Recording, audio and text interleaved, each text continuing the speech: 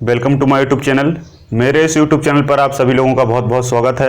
Very very good afternoon and सभी लोगों को बहुत बहुत नमस्कार। तो आज का भैया हमारा टॉपिक है ब्लड। आज का हमारा टॉपिक क्या है? ब्लड। ब्लड को हिंदी में क्या है कि कहा जाता है रक्त। ब्लड को हिंदी में कहा जाता है रक्त। इसी को हम खून भी कहते हैं। इसी को हम खून क्या कहते हैं? खून भी कहते हैं, रक्त भी कहते हैं, ब्लड भी कहते हैं और विज्ञान में इसे रुधिर भी कहा जाता है। विज्ञान में इसे रुधिर भी कहा जाता है। तो इतने सारे ये इसके नाम हैं। तो होता क्या है कि कई बार बहुत सारे बच्चों को शब्दावली पता नहीं रहती। होता क्या है, जब वो स्टार्टिंग करते हैं किसी भी सब्जेक्ट की तो स्टार्टिंग में क्या है, शब्दों पर हमारी पकड़ कम होती है, वोकैब हमारा बहुत कम होता है। तब हम किसी भी टॉपिक के एक शब्द को उसका पूरा डाटा पढ़ लेते हैं, लेकिन जब दूसरा शब्द वहाँ ऑप्शन में लिखा आता है तो हमें समस्या बन जाती है। तो हम यहाँ पर सारे शब्दों को लेकर चलेंगे। सारी चीज़ें मैं बहुत डिटेल से यहाँ पर डिस्कस करूँगा। निश्चित तौर पर किसी भी प्रकार का कोई क्वेश्चन हम यहाँ पर नहीं छोड़ेंगे और एक एडवांस लेवल का ब्लड आपको यहाँ पर पढ़ने को मिलेगा। ठीक है, अगर आपने यहाँ से ब्लड को पढ़ लिया तो आपको ऐसा लग सकता है कि ये बहुत ज़्यादा डाटा है, ये बहुत ज़्यादा डाटा है। लेकिन एक बात हमेशा याद रखना कि सफलता का कोई शॉर्टकट नहीं होता है ना। बहुत सारे बच्चे सोचते हैं कि यार पतले से पतली बुक कौन सी हो, है ना, किसी के नोट्स मिल जाएं, आईएमपी क्वेश्चन मिल जाएं, है ना, या बहुत कम पढ़ना पड़े, तो इससे कभी सिलेक्शन नहीं होता। ये उनकी टेक्निक होती है जो लोग केवल एग्जाम में पास होना चाहते हैं, है ना। क्योंकि 12th तक, ग्रेजुएशन तक हम यही करते आए हैं। आईएमपी लगाया, जरूरी पढ़ा, नोट्स लिए, पास हुए, खेल खत्म। लेकिन यहाँ ऐसा आप नहीं कर सकते, नहीं तो आपका सिलेक्शन नहीं होगा। तो किसी भी सब्जेक्ट को आपको पूरा पढ़ना होगा, डिटेल से पढ़ना होगा। और आज का समय तो ये कहता है कि उस विषय में आपको कमांड बनानी पड़ेगी, तभी आपका सिलेक्शन होगा। ऐसा मैं क्यों कह रहा हूँ? क्योंकि जो क्वेश्चन हैं वो अब सीधे नहीं आते, बल्कि उसमें घुमा फिरा कर क्वेश्चन आते हैं जो आपको समझ के आधार पर आपको समझ में आएंगे। ठीक है, तो पिछली क्लास में हमने बायोलॉजी की पाचन तंत्र को पढ़ लिया डिटेल से और उत्सर्जन तंत्र को भी पढ़ लिया है ना। आज हम पढ़ेंगे ब्लड, क्योंकि जो ब्लड है वो कहीं ना कहीं पाचन तंत्र से भी रिलेटेड है और आपका उत्सर्जन तंत्र से भी रिलेटेड है। क्योंकि पाचन होने के बाद जो खाना है वो ब्लड में ही मिलाया जाता है और ब्लड में जब इम्प्योरिटीज आ जाती हैं, अशुद्धियाँ आ जाती हैं, है ना, हानिकारक पदार्थ आते हैं, तब इन हानिकारक पदार्थों को किडनी फिल्टर कर देती है, जिसे हमने उत्सर्जन तंत्र में बहुत बढ़िया तरीके से पढ़ लिया है। तो बात क्लियर है। तो कुल मिलाकर जितना भी खाना आपने खाया है उसका अवशोषण होता है। अवशोषण होने के बाद उस सभी फूड मटेरियल को आपके ब्लड में मिला दिया जाता है और ब्लड उस खाने को सभी शरीर के अंगों तक पहुंचाता है। इस प्रोसेस में कुछ बहुत सारे अवशिष्ट बनते हैं जो हमारी बॉडी के लिए हानिकारक होते हैं। इसी कारण उन हानिकारक पदार्थों को हमारे शरीर से किडनी के द्वारा फिल्टर करके, है ना, अल्ट्रा फिल्ट्रेट करके बाहर कर दिया जाता है। ठीक है, तो यहां तक बात समझ में आई। तो किडनी और डाइजेशन के बाद आज का हमारा जो टॉपिक है वो ब्लड है। और मैं आपको एक चीज बताता हूं कि जो ब्लड है वो सर्कुलेटरी सिस्टम के अंतर्गत आता है। ब्लड जो है वो सर्कुलेटरी सिस्टम के अंतर्गत आता है। सर्कुलेटरी सिस्टम का मतलब होता है परिसंचरण तंत्र। जिस प्रकार से पाचन तंत्र पढ़ा, पाचन के सभी अंगों को पढ़ा, जिस प्रकार से उत्सर्जन तंत्र पढ़ा, उत्सर्जन में जितने भी अंग हैं, है ना, आपका चाहे त्वचा हो, चाहे स्वेट ग्लैंड हो, चाहे आपका लीवर हो, चाहे आपका किडनी हो, सभी उत्सर्जन तंत्र में अंगों को पढ़ा। आज हम पढ़ेंगे परिसंचरण तंत्र के सारे अंग, सर्कुलेटरी सिस्टम के सारे अंग। तो सर्कुलेटरी सिस्टम को पढ़ने से पहले आपको यह जानना जरूरी है कि सर्कुलेटरी सिस्टम आखिर है क्या, परिसंचरण तंत्र आखिर है क्या। तो सिंपल सा मतलब है परिसंचरण। संचरण का मतलब होता है मूवमेंट करना, एक जगह से दूसरी जगह स्थानांतरित होना। कहते हैं ना भाई, संचरण हो रहा है, किरणों का संचरण हो रहा है, मतलब किरणें एक जगह से दूसरी जगह जा रही हैं। तो आपकी बॉडी में एकमात्र अंग ऐसा है जिसका संचरण होता है, जो कि ब्लड है, रक्त है, रुधिर है और खून है। बात क्लियर है। इसके अलावा कोई ऐसा अंग नहीं है जो आपके शरीर में चलता हो। जहां आंखें हैं वही हैं, जहां सिर है वही हैं, जहां लीवर है वही हैं, जहां किडनी है वही हैं, जहां आपकी आंत है वही हैं, जहां आपकी हड्डियां हैं वही हैं। लेकिन रक्त क्या करता है? रक्त घूमने का काम करता है। रक्त क्या करता है? घूमने का काम करता है। अब आपके दिमाग में क्वेश्चन आ रहा होगा कि ये घूमता क्यों है? ये भी सबसे बड़ी बात है कि ये घूमता क्यों है, और सारे जो अंग हैं वो स्थिर क्यों हैं? तो सारे अंग जो स्थिर हैं वो आपके शरीर को आधार देने का काम करते हैं, लेकिन उन अंगों को ऊर्जा देने का काम जो है वो ब्लड करता है। क्या करता है? रक्त करता है। अब आप कहेंगे कैसे? तो आपने जब खाना खाया तो खाना पेट में और आंतों में पहुंचा। पेट और आंत में खाना है और वहीं पर सारी ऊर्जा है, लेकिन उस खाने की जो ऊर्जा है उस ऊर्जा को शरीर के सिर से लेकर पैर तक के सभी अंगों तक पहुंचाना है। तो भाई साहब कोई ना कोई ऐसा हमें माध्यम चाहिए जो क्या कर सके, उसको ट्रांसफर कर सके, क्योंकि ट्रांसफर होना बहुत जरूरी है। जैसे मान लो आपने देखा होगा बहुत सारे बिजनेस में सामान को हम इकट्ठा कर लेते हैं, एक जगह स्टोर कर लेते हैं जहां गोदाम रहता है, लेकिन अगर उस सामान का हम स्थानांतरित ना करें तो वो स्थानांतरित हो पाएगा क्या? सामान का नहीं हो पाएगा। तो एक हमें बीच में ऐसा इंटरमीडिएट कुछ लोग चाहिए रहते हैं जो डिस्ट्रीब्यूशन का काम करते हैं, जो इस यहाँ से सामान ले जाते हैं भाई वहाँ पहुँचा देते हैं जहाँ उसकी ज़रूरत है। बात समझ में आ रही है? तो सामान को स्थानांतरित करना, उसी प्रकार से हमारे शरीर में ऊर्जा को स्थानांतरित करना, मतलब खाने की जो ऊर्जा है उसको सभी तक पहुँचाने का काम ब्लड करता है। और भाई इसी के कारण ये क्या है? चलता है। इसी के कारण ये चलता है, और चलता है तो चलता है कहना थोड़ा अच्छा नहीं लगता, इसलिए विज्ञान में इसे संचरण कहा, और तंत्र का नाम बन गया परिसंचरण तंत्र। तंत्र का क्या नाम बन गया? परिसंचरण तंत्र। अब इस परिसंचरण तंत्र में बेसिकली अगर देखा जाए तो ये संचरण दो प्रकार से होता है। ये तंत्र दो प्रकार से होता है ना। कहीं कहीं बुकों में 3 प्रकार लिखा रहता है। पहला प्रकार होता है खुला परिसंचरण तंत्र, मतलब खून जो है वो खुले रूप में बहता है। खुले रूप का मतलब किसी प्रकार की कोई वेसल्स नहीं होंगी, नलियां नहीं होंगी। एक तंत्र होता है बंद परिसंचरण तंत्र। बंद परिसंचरण तंत्र का मतलब यह है कि बंद नलियों में खून बहे, उसे बंद परिसंचरण तंत्र कहेंगे, क्लोज सर्कुलेटरी सिस्टम कहेंगे। उदाहरण से समझाता हूं। जैसे आपने देखा होगा खेत में पानी देते हैं तो कुछ लोग क्या है, पानी को सीधा चलाते हैं, जैसे मोटर चालू की और पाइप ऐसा रख दिया तो पानी सीधा खेत में फैल जाता है, पूरे खेत में फैल जाता है और पूरा खेत भर जाता है। ये कहलाया खुला परिसंचरण तंत्र। इसके अलावा आपने देखा होगा कि पानी को विभिन्न पाइपों के माध्यम से एक स्थान से दूसरे स्थान तक ले जाया जाता है, फिर उसमें नोजल वगैरह लगाए जाते हैं, है ना। लेकिन पानी कहीं भी खुले रूप से नहीं जाता, जहां भी जाता है नलियों के माध्यम से जाता है ना, पाइपों के माध्यम से जाता है। तो वैसे ही हमारे शरीर में पाइप पड़े हुए हैं, नलियां पड़ी हुई हैं, जिन्हें वेसल्स कहा जाता है, और हिंदी में धमनी और सिरा कहा जाता है। धमनी और सिरा सामान्य भाषा में आप इनको नस कहते हैं। और ये जो पूरा टॉपिक है ये हम पढ़ेंगे अगली क्लास में। अगली क्लास में मैं आपको हृदय पढ़ाऊंगा, और हृदय के बाद हृदय में नलियां कैसे जाती हैं, धमनी क्या है, सिरा क्या है, खून कैसे बहता है, कहाँ जाता है, कैसे फिल्टर होता है, सब कुछ पढ़ेंगे। लेकिन रक्त को पढ़ा पहले इसलिए जाता है ताकि जब आप रक्त पढ़ लेंगे तभी आपको रक्त का संचरण समझ में आएगा। अगर मैं आपको डायरेक्ट हृदय पढ़ाऊंगा तो आपको हृदय समझ में नहीं आएगा, क्योंकि हृदय में काम क्या करता है? रक्त करता है, और पहले रक्त को पढ़ना जरूरी है। तो आज की क्लास में हम रक्त को पूरा डिटेल से पढ़ेंगे, और अगली क्लास में हम रक्त का परिसंचरण तंत्र देखेंगे, जिसमें हम हृदय को भी पढ़ेंगे और धमनी और सिराओं को भी पढ़ेंगे। बात क्लियर है? तो भैया आज का जो टॉपिक है वो ब्लड है। क्या है? ब्लड है। तो सबसे पहला क्वेश्चन आपको क्या करना है? आपको हेडिंग डालना है ब्लड, है ना, सर्कुलेटरी सिस्टम, और उसमें ब्लड लिखना है। और ब्लड में आप फैक्ट लिखते जाएं, 1 2 3 4 5 6 इस तरीके से पॉइंट लिखते जाएंगे। लास्ट में हम ब्लड के टाइप देखेंगे, और टाइप में हम इसके प्रकार देख लेंगे कि भाई साहब ब्लड में क्या क्या होता है। जैसे आरबीसी है, डब्ल्यूबीसी है, प्लेटलेट्स है, आपका प्लाज्मा है, फिर उनके भी प्रकार देखेंगे, है ना, कि फाइब्रिन क्या है, फाइब्रिनोजन क्या है, प्रोथ्रोम्बिन क्या है, थ्रोम्बिन क्या है, प्लेटलेट्स क्या है ना, ल्यूकोसाइट क्या है, एर्थ्रोसाइट क्या है, बेसोफिल क्या है, इनिसियोफिल क्या है। बात समझ में आ रही है?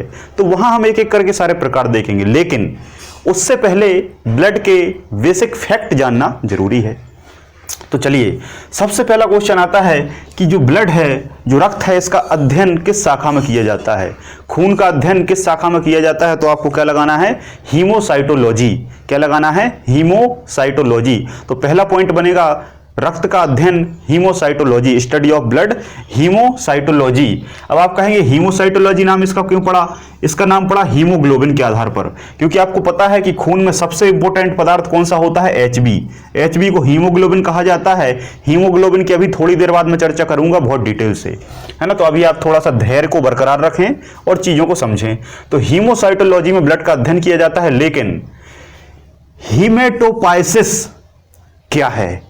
इन दोनों में बड़ा कंफ्यूजन होता है। हीमेटोपाइसिस क्या है? तो दूसरा पॉइंट आप लिखेंगे, रक्त बनने की क्रिया या रक्त निर्माण की क्रिया हीमेटोपाइसिस कहलाती है। रक्त, देखो, रक्त का अध्ययन पूछे तब हीमोसाइटोलॉजी लगाना है, लेकिन रक्त का निर्माण की प्रक्रिया पूछे तब हीमेटोपाइसिस लगाना है। हीमेटोपाइसिस, हीमेटोपाइसिस वो प्रोसेस है जिसमें हीमोग्लोबिन भी बनता है और रक्त भी बनता है, और इस तरीके से आपका रक्त तैयार हो जाता है। फिर तीसरा क्वेश्चन तुरंत दिमाग में आता है कि जब भैया रक्त बनता है तो रक्त कहां बनता है? खून अगर हमारे शरीर में बनता है तो ये कहां बनता है? ये बहुत जानने वाली बात है। तो भाई साहब आपकी बनता है कहां? हड्डियों में।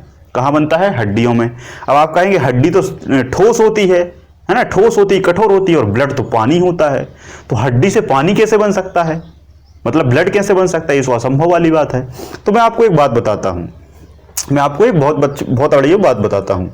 आपने देखा होगा कि जो हड्डी है वो आपकी बीच से खोखली होती है। जैसे ये हड्डी है, तो हड्डी जो है वो आपको बाहर से तो ठोस दिखाई देती है, लेकिन जो भीतर है, भीतर उसमें एक जलिका नुमा, इस तरीके से नेट्रिक फॉर्म में जलिका नुमा एक फ्लूइड भरा होता है। एक फ्लूइड भरा होता है, तरल गाढ़ा द्रव भरा होता है, जिसे कहा जाता है बोन मैरो। जिसे क्या कहा जाता है? Bone marrow. और विज्ञान में से अस्थि मज्जा कहा जाता है। विज्ञान में से अस्थि मज्जा कहा जाता है, और यही अस्थि मज्जा आपके खून का निर्माण करता है। बात समझ में आ रही है? तो तीसरा पॉइंट आप लिखेंगे खून का निर्माण, रक्त का निर्माण, और डैश करके लिख लेंगे हड्डियों के अस्थि मज्जा में। हड्डियों के अस्थि मज्जा में। हड्डी आप जानते हैं, अस्थि मज्जा का मतलब होता है उसके बीच के खोखला भाग में भरा हुआ द्रव, है ना। इसलिए आपने देखा होगा जो लोग मांस वगैरह खाते हैं, मीट खाते हैं, वो लोग जानवरों की हड्डियों को चूसते हैं।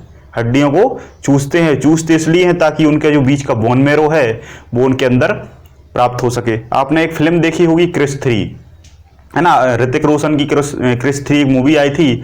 उसमें जो विलन होता है, वो विलन का पूरा शरीर लकवा मार जाता है, पैरालिसिस रहता है, लेकिन उसका केवल दिमाग और आंखें चलती हैं। दिमाग और आंखें चलती हैं। फिर वो बहुत सारे खोज करता है, बहुत सारी चीज़ें करता है, जिसमें वो एक ही बात कहता है कि मुझे बोन मैरो चाहिए, मुझे बोन मैरो चाहिए, और अगर बोन मैरो मिल जाएगा तो मेरा जितना भी शरीर का अन्य भाग है ये सही हो जाएगा, मतलब इसका जो लकवा है वो ठीक हो जाएगा, है ना। तो कहने का मतलब ये है कि हमारे शरीर में सबसे इंपॉर्टेंट खून होता है, और खून का निर्माण बोन मैरो से होता है ना। और बोन मैरो अगर ट्रांसप्लांट किया जा सके तो एक बहुत बड़ी उपलब्धि होगी, लेकिन ऐसा हो पाना संभव उतना नहीं है, ठीक है। तो आई होप आपको बोन मैरो समझ में आ गया होगा। तो कभी भी आपसे पूछे कि खून का निर्माण कहाँ होता है, क्योंकि खून आपको देखा होगा कि खून एक दूसरे को दिया ही जाता है लगभग। कोई ना कोई जब व्यक्ति घायल होता है या एक्सीडेंट वगैरह होता है तो खून की जरूरत पड़ती है, तो फिर वहाँ हमें पता नहीं रहता कि खून का निर्माण कैसे होगा, है ना, क्या खाना चाहिए क्या नहीं खाना चाहिए। तो बेसिक जानकारी भी जरूरी है। तो आप हड्डियों को मजबूत करने वाली चीज़ें खाएंगे तो आपके शरीर में खून ज़्यादा बनेगा, मतलब कहने का अर्थ ये है।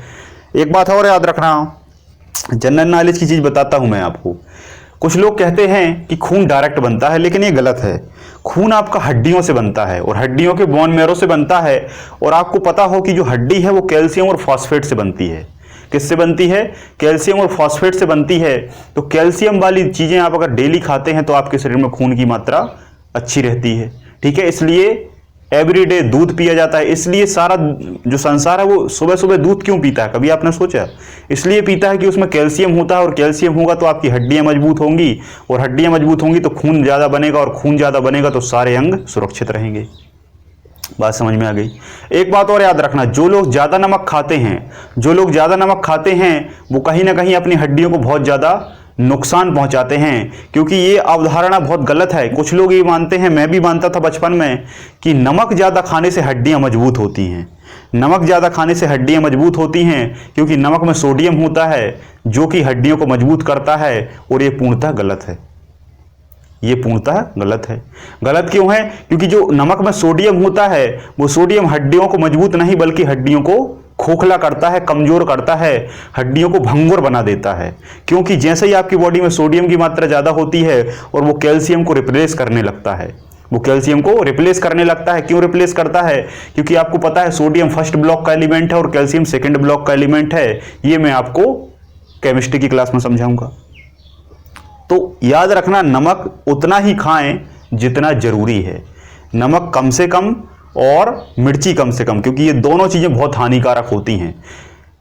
मिर्ची कैसे हानिकारक है ये मैंने टंग वाले चैप्टर में समझा दिया, और नमक कैसे हानिकारक है ये आज आप समझ गए। इसलिए कैल्शियम वाली चीजें खाएं, ना कि सोडियम वाली चीजें। तो बोन मैरो, देखो हमारी जो क्लास है वो केवल एग्जाम के लिए नहीं है। एग्जाम की सारी चीजें तो हम पढ़ेंगे ही, लेकिन उससे भी इंपॉर्टेंट होता है बेसिक नॉलेज।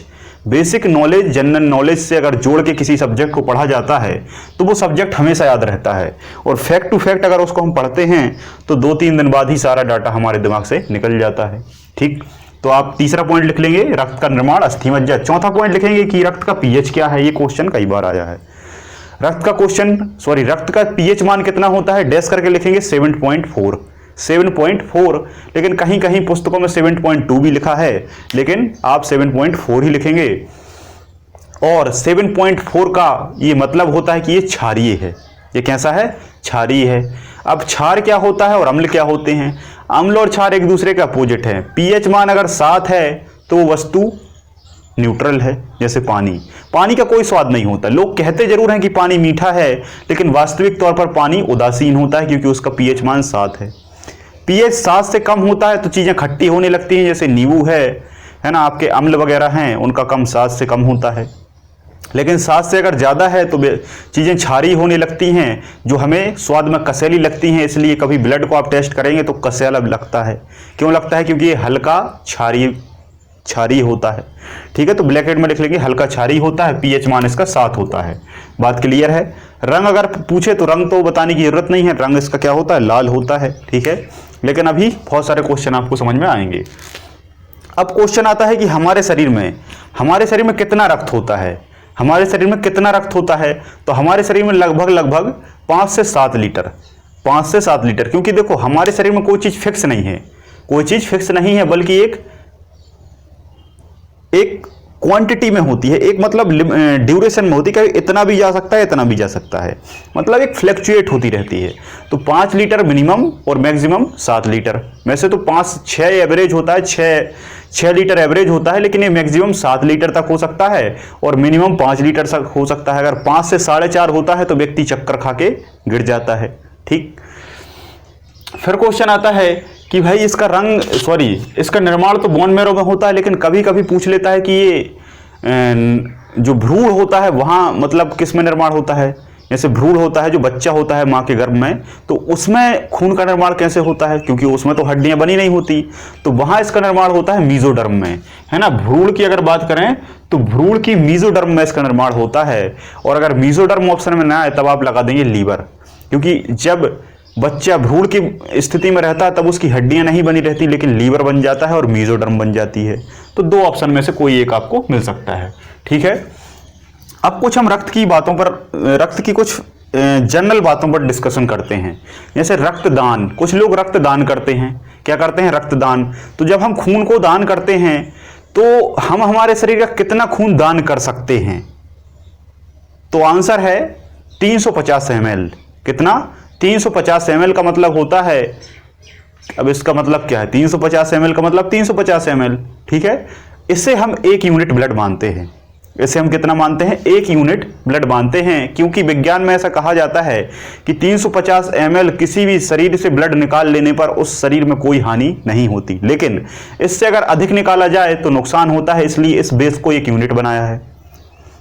लेकिन एक बार मैंने देखा था कि कहीं कहीं जब आपको आंसर 350 ml ना लिखा हो तब आपको 450 ml मिलेगा, क्योंकि कुछ आधार पर इस ब्लड को 450 ml को भी एक यूनिट माना जाता है, लेकिन 350 सही है, तो आप लिख लेंगे 350 से 450 ml। इतना ब्लड आपका लगभग आधा लीटर है ना, लगभग आधा लीटर से 550 ग्राम कम ब्लड आपका निकाला जा सकता है। ठीक है, इतना ब्लड अगर आपका निकाल लिया जाए तो कोई दिक्कत नहीं है, ब्लड आपका तुरंत बन जाता है। ठीक है, इसलिए ब्लड को आप दान करिए ताकि नया ब्लड आपका ब्लड में बॉडी में जनरेट हो। दूसरा, आप कितना ब्लड अपनी बॉडी का दान कर सकते हैं? आप अपनी बॉडी का लगभग 10% ब्लड दान कर सकते हैं ना, जितना है टोटल 6 लीटर है या 5 लीटर है या 7 लीटर है तो वो 100% है, उसका 10% आप दान कर सकते हैं। इसलिए किसी व्यक्ति के शरीर में अगर ब्लड कम होता है और वो 350 ml दान कर दे तो उसको चक्कर वक्कर आने लगते हैं, लेकिन कोई व्यक्ति भी अगर 350 ml दान करता है तो उसको कुछ नहीं होता, क्योंकि उसकी बॉडी में 7 लीटर तक ब्लड होता है। बात क्लियर है? फिर क्वेश्चन आता है कि अगर हमने 350 ml ब्लड दान कर दिया तो हम दोबारा कब कर सकते हैं? तो दोबारा भाई साहब आप 14 दिन बाद दान कर सकते हैं, क्योंकि 14 दिन में आपका ब्लड आपको रिकवर कर लेता है, यहां मैंने लिखा भी हुआ है। ठीक है, ये 14 दिन में आपका ब्लड क्या हो जाता है? रिकवर हो जाता है।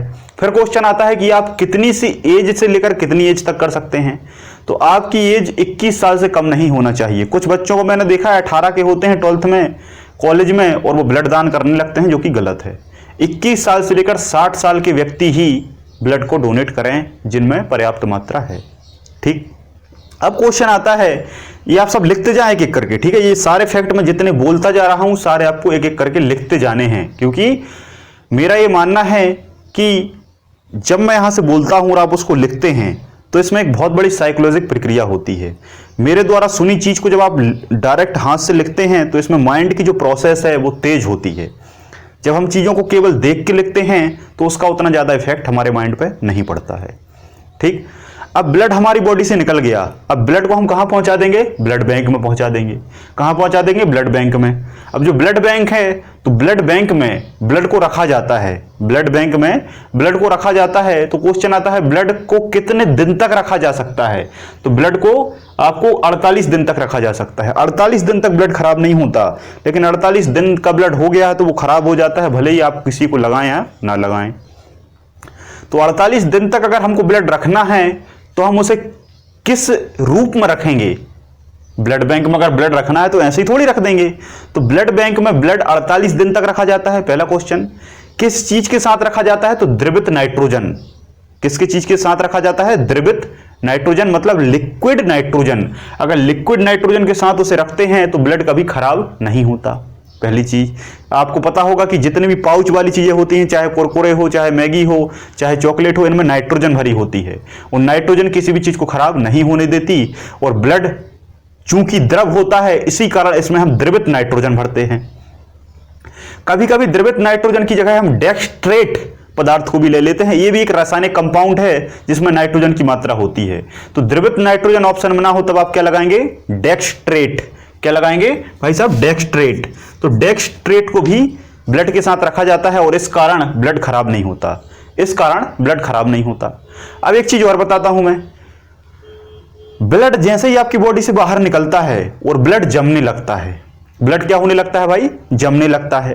तो ब्लड में हमेशा क्या मिला है ताकि ब्लड जमे ना और वो उसी अवस्था में रहे जिस अवस्था में है? तो इसके लिए हमारे बॉडी के अंदर हमारा लीवर हेपेरिन मिलाता है। क्या मिलाता है? हेपेरिन, जो मैंने लीवर में समझाया था। बॉडी के अंदर धमनी और सिराओं में ब्लड ना जमे इसके लिए बॉडी क्या बनाती है? हेपेरिन बनाती है, और इस हेपेरिन से ब्लड नहीं जमता। लेकिन ब्लड बैंक में जो ब्लड रखा है, ब्लड बैंक में जो ब्लड रखा है उसमें ब्लड को जमने से रोकने के लिए हम उसमें क्या मिलाते हैं? तो उसमें हम भाई EDTA मिलाते हैं। क्या मिलाते हैं? EDTA मिलाते हैं। अब ये EDTA क्या है? EDTA एक रासायनिक कंपाउंड है। इसका फुल फॉर्म होता है एथिलीन डाइअमीन। लिखेंगे, चलो लिखो इसको आप। क्या लिखेंगे? क्या लिखेंगे? मैं क्या बता रहा था? मैं बता रहा था कि जो खून है उसको हम खून को हम द्रवित अवस्था में कैसे रख सकते हैं ब्लड बैंक में, है ना? या किसे मिलाकर किस पदार्थ को मिलाकर खून को द्रवित अवस्था में रखा जाता है ताकि वो जमे ना, मतलब जमने से कौन सा पदार्थ ब्लड को रोकता है? तो आपकी बॉडी के अंदर हेपेरिन, लेकिन ब्लड बैंक में EDTA। EDTA का फुल फॉर्म होता है ethylenediaminetetraacetic acid. Ethylenediaminetetraacetic acid, ethylenediaminetetraacetic acid. ठीक है, तो ये पदार्थ को अगर हम ब्लड में मिला देते हैं तो ब्लड किसी भी प्रकार से जमता नहीं है, और फिर आप उठाकर उसे किसी भी व्यक्ति के शरीर में लगा दीजिएगा तो उसको कोई भी दिक्कत नहीं होगी। तो आई होप आपको बेसिक फैक्ट यहां पर ब्लड के इतने सारे पहली बार समझ में आए होंगे। ठीक है, आज तक आपने ये सब नहीं सुना होगा कि डेक्स्ट्रेट क्या है, EDTA क्या है, ब्लड को जमने से कौन रोकता है, अंदर कौन रोकता है, बाहर कौन रोकता है ना, ब्लड बैंक में कितना ब्लड दिया जाता है, कब तक रखते हैं, कितना चढ़ाया जाता है, कब चढ़ाया जाता है। तो सारी प्रक्रिया मैंने यहाँ पर आपको खून की बता दी है। ठीक है, इसके अलावा और भी बहुत सारी चीजें हैं, लेकिन वो उसका डिस्कशन हम कब करेंगे, आगे वाले चैप्टर में। एक चीज और बताता हूं मैं, बाहर जब आप ब्लड लेने जाते हैं तो आप कहां जाते हैं, ब्लड बैंक। ब्लड बैंक से आप ब्लड ले आते हैं, लेकिन कई बार क्वेश्चन पूछा जाता है कि आपके शरीर के अंदर ऐसा कौन सा अंग है, आपके शरीर के अंदर ऐसा कौन सा अंग है, शरीर के अंदर ऐसा कौन सा अंग है जिसे ब्लड बैंक के नाम से जाना जाता है, जैसे ब्लड बैंक के नाम से जाना जाता है। तो आप लिखेंगे क्या, आप लिखेंगे प्लीहा। क्या लिखेंगे, प्लीहा। अब ये प्लीहा क्या है, इसे इंग्लिश में कहा जाता है स्प्लीन। क्या कहा जाता है, स्प्लीन। सामान्य बाजारू भाषा में क्या कहा जाता है, इसे तिल्ली। क्या कहते हैं, तिल्ली। कभी बुखार उखार आया होगा आपको तो आपसे डॉक्टर कहता है कि आपकी भाई तिल्ली में सूजन आ गई है, तिल्ली में क्या हो गया, सूजन आ गई है।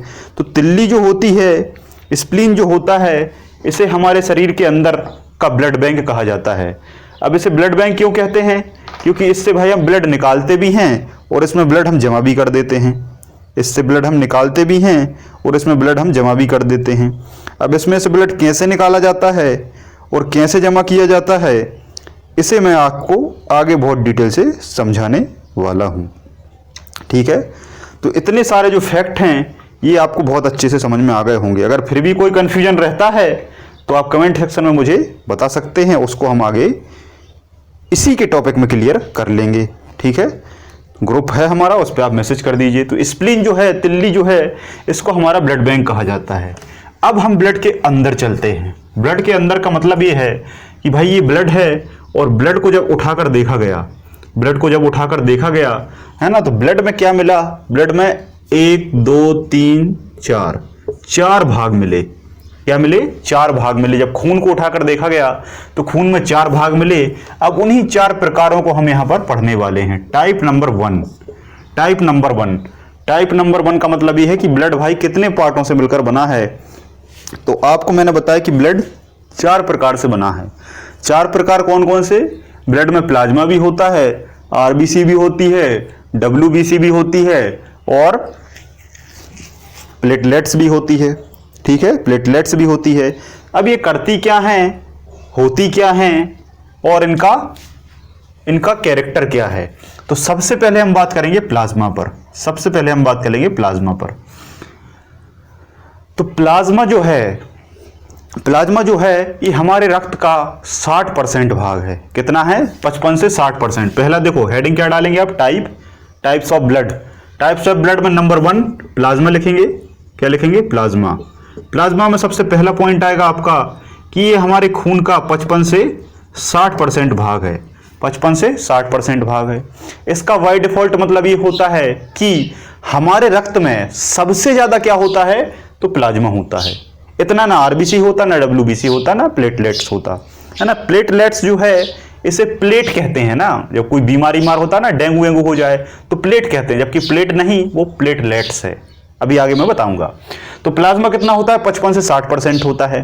अब इस 60% को जब उठा के देखा है ना, अब ये हमने 60% को उठा लिया तो ये 60% हमारे लिए क्या बन गया, 100% बन गया, क्योंकि अब हम केवल प्लाज्मा की बात कर रहे हैं।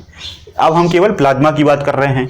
तो इस 100% में 90% क्या होता है, 90% वाटर होता है और 10% क्या होते हैं, खनिज, लवण, तत्व और प्रोटीन होते हैं। बात समझ में आ रही है। जब इस हमने 100% प्लाज्मा को उठाया, देखो ओवरऑल ब्लड का 60% है, ओवरऑल ब्लड का 60% है, लेकिन प्लाज्मा उठाया तो वो तो 100% है ना, प्लाज्मा अपने आप में 100% है। तो इस प्लाज्मा के अंदर फिर हम जब जाते हैं तो इस प्लाज्मा के अंदर 90% पानी होता है, जो किसी किसी पुस्तक में 92% भी लिखा होता है, क्योंकि ये 90 से 92 फ्लक्चुएट होता रहता है। पानी ज्यादा हो जाता है, कभी खनिज लवण 12% हो जाते हैं, लेकिन आपको ये याद रखना है 90%। इतना डीपली कभी पूछा ही नहीं जाता। मैं तो ये कह रहा हूं कि हम लेवल से बहुत आगे पहुंच गए हैं। लेवल से आगे हम इसलिए पहुंचे हैं ताकि किसी भी प्रकार का कोई भी डाटा जो है वो आपसे फिसले ना। और दूसरा, जब आज आप यहां तैयारी कर लेंगे, इसके बाद ये नहीं है कि आपके अगले महीने सिलेक्शन हो जाएगा, 2 महीने सिलेक्शन हो जाएगा। आई होप कि आपका सिलेक्शन 2-4 महीने में हो जाए। लेकिन होता क्या है, कोई बच्चा अगर नया है तो उसे हो सकता है 2 साल लग जाएं, या कोई बच्चा वीक है तो उसे 4 साल लग जाएं। तो होता क्या है कि हर साल जो है वो हर एक विषय का लेवल बढ़ता जाता है, हर एक विषय का लेवल बढ़ता जाता है। तो लगभग 4 साल तक आप तैयारी करेंगे तो कितना भी लेवल बढ़ जाए, लेकिन क्वेश्चन आपका बाहर नहीं जाएगा।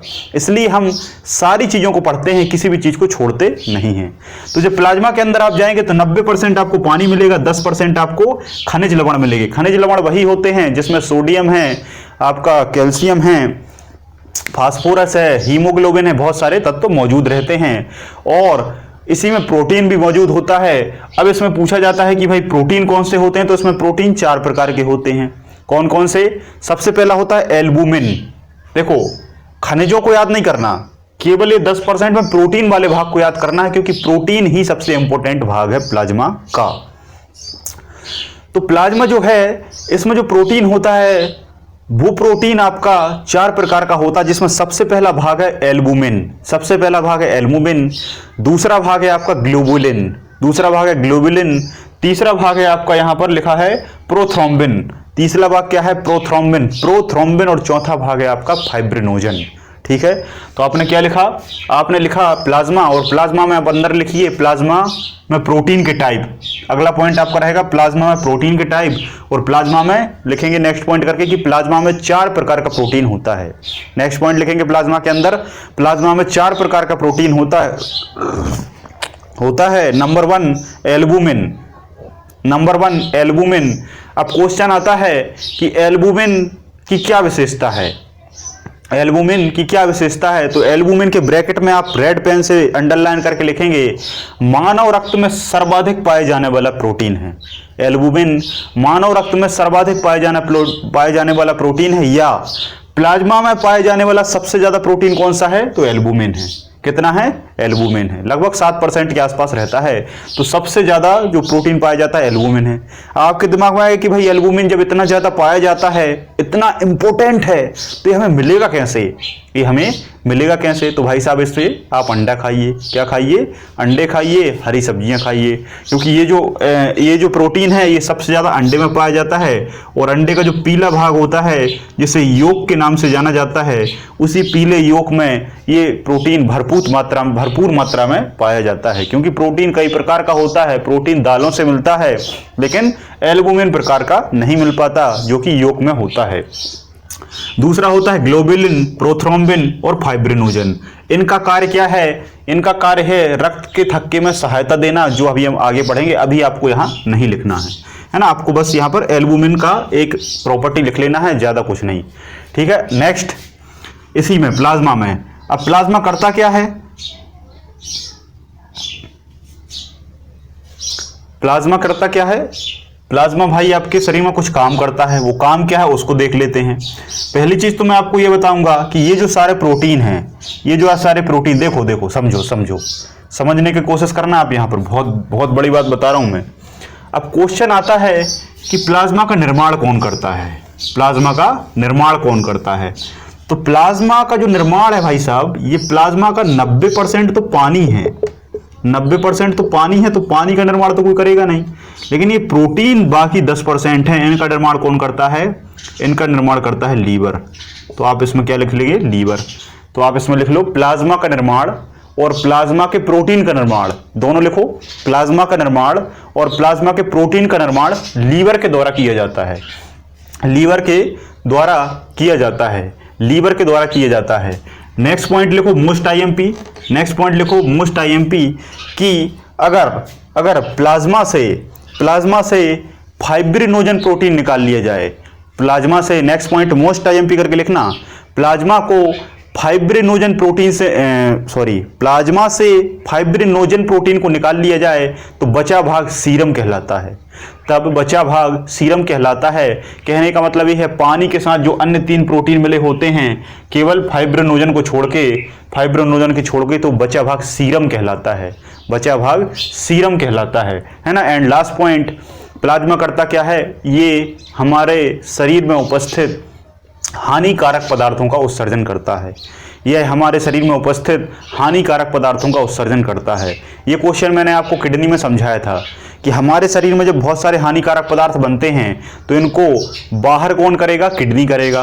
बाहर कौन करेगा, किडनी करेगा। लेकिन ये किडनी तक आएगा कैसे, कभी आपने ये सोचा? किडनी में हमने पढ़ा था धमनी और सिरा, देखा होगा आप लोग, याद आ रहा है?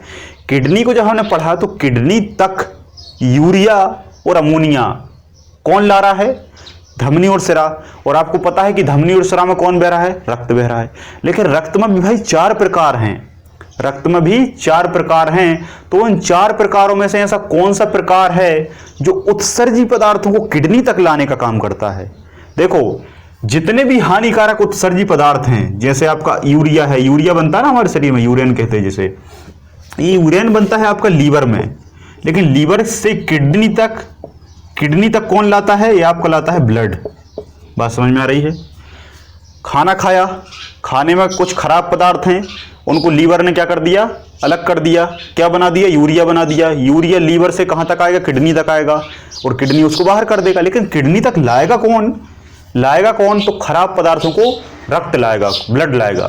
लेकिन ब्लड का भी कौन सा पार्ट लाएगा, तो ब्लड का प्लाज्मा पार्ट लाएगा।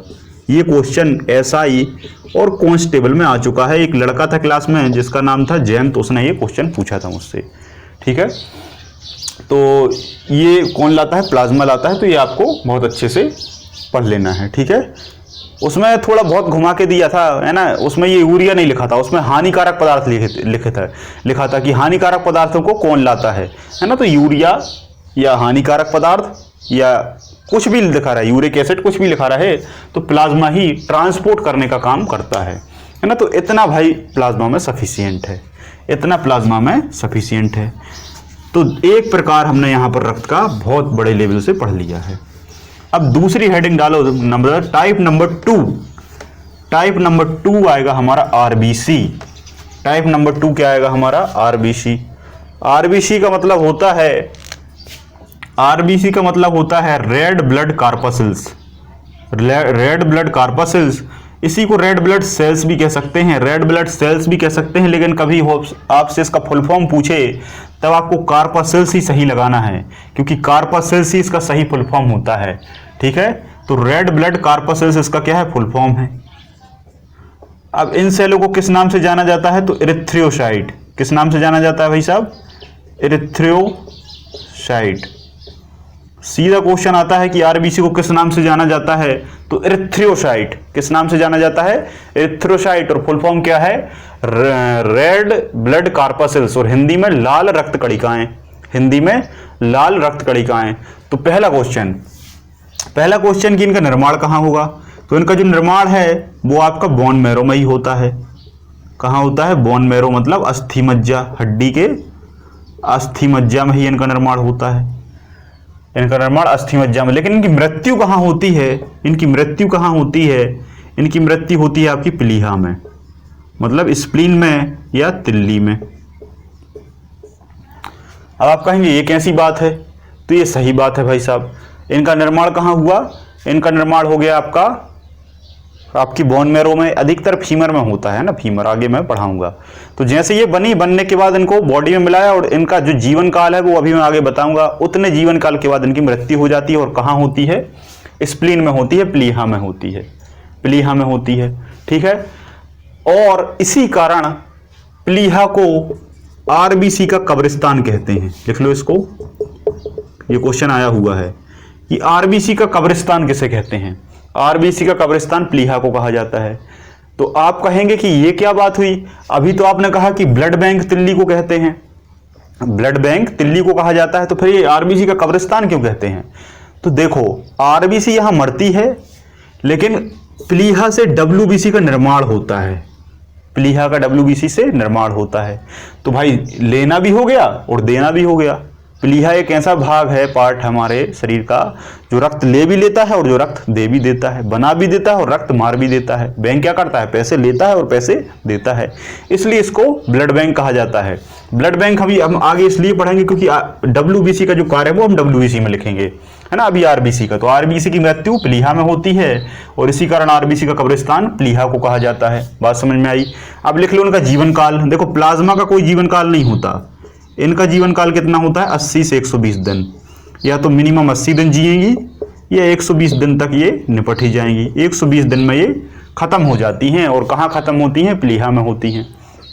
अब देखो ह्यूमन में कितनी पाई जाती हैं, तो ह्यूमन में लगभग 40 से 50 लाख कितनी पाई जाती हैं, 40 से 50 लाख पर mm क्यूब, पर mm क्यूब। 40 से 50 लाख आरबीसी होना चाहिए भाई साहब। कितने में, mm क्यूब। mm क्यूब का मतलब होता है मिलीमीटर। क्या होता है, मिलीमीटर। मिलीमीटर घन मिलीमीटर। देखो घन मिलीमीटर, घन का मतलब होता है जैसे इतना भाग लिया हमने, तो इतना भाग का हम पूरा हिस्सा देखेंगे ना, पूरा रक्त का हिस्सा देखेंगे तो पूरा भाग आयतन कहलाता है। पूरा भाग रक्त का आयतन कहलाता है, क्योंकि हमें लंबाई और चौड़ाई थोड़ी याद रखना है। लंबाई चौड़ाई में मिलीमीटर आएगा, लेकिन लंबाई चौड़ाई के साथ उसका पूरा एरिया हमारा वॉल्यूम कहलाता है, और वॉल्यूम को हम क्यूब से नापते हैं, और इसी कारण ये क्यूब लगा है mm क्यूब। ठीक है, तो mm क्यूब मतलब इतना रक्त लिया है, तो उसमें टोटल आरबीसी की संख्या जब काउंट करेंगे तो 40 से 50 लाख मिलेंगी। 40 से 50 लाख मिलेंगी कितने में, 1 mm क्यूब में, मिलीमीटर क्यूब में। मिलीमीटर क्यूब के आयतन में देखेंगे तो 50 से 40 लाख तक हमें आरबीसी मिलेंगी। ठीक है, चलिए नेक्स्ट पॉइंट लिखिए आरबीसी में कि शरीर की आरबीसी वह सेल है, नेक्स्ट पॉइंट लिखें, शरीर की आरबीसी वह कोशिका है जिसमें केंद्रक अनुपस्थित होता है। आरबीसी वह कोशिका है जिसमें केंद्रक अनुपस्थित होता है। केंद्रक क्या होता है, अनुपस्थित होता है, मतलब ये ऐसी सेल है कि ये सेल में केंद्रक नहीं होता। लेकिन अपवाद है, संसार में जितने भी जीव हैं, सभी के जीव की अगर आप आरबीसी उठाएंगे तो सब में केंद्रक न्यूक्लियस नहीं होगा। लेकिन 2 जीव ऐसे हैं जिनकी आरबीसी अगर आप उठाएंगे तो उनमें केंद्रक होगा। तो वो 2 जीव कौन से हैं, एक का नाम है ऊंट, जिसे आप कैमल कहते हैं, और एक है आपका लामा, है ना, ये लामा। अब ये लामा क्या है ना, तो ये थोड़ा सा उस जैसा होता है। अब ये थोड़ा सा गूगल करके देख लेंगे, गूगल में लामा लिखेंगे उसका डायग्राम आ जाएगा। तो ऊंट और लामा 2 ऐसे जानवर हैं जिनमें आरबीसी तो पाई जाती है, लेकिन उनमें केंद्रक भी होता है। लेकिन संसार के सभी जीवों में केंद्रक नहीं होता है। ठीक है, नेक्स्ट लिखें, नेक्स्ट पॉइंट लिखें, आरबीसी का मापक यंत्र हीमोसाइटोमीटर है। आरबीसी का मापक यंत्र हीमोसाइटोमीटर है। देखो वहां क्या था, हेमेटोलॉजी था, यहाँ क्या है, हीमोसाइटोमीटर। हीमोसाइटोमीटर आरबीसी, जैसे अगर डॉक्टर के पास जाओ, आप कह दो हमें आरबीसी चेक करवाना है, तो वे हीमोसाइटोमीटर लेंगे और उससे आरबीसी आपकी चेक कर देंगे। और चेक कर देंगे तो कितनी होना चाहिए, 40 से 50 लाख होनी चाहिए। अब हम कुछ फैक्टों पे बात करते हैं। अब हम क्या देखेंगे, सर्वाधिक आरबीसी किसमें पाई जाती हैं, सबसे कम आरबीसी किसमें पाई जाती हैं, सबसे बड़ी आरबीसी किसमें पाई जाती है, और सबसे छोटी आरबीसी किसमें पाई जाती है, और मानव में कैसी आरबीसी पाई जाती है।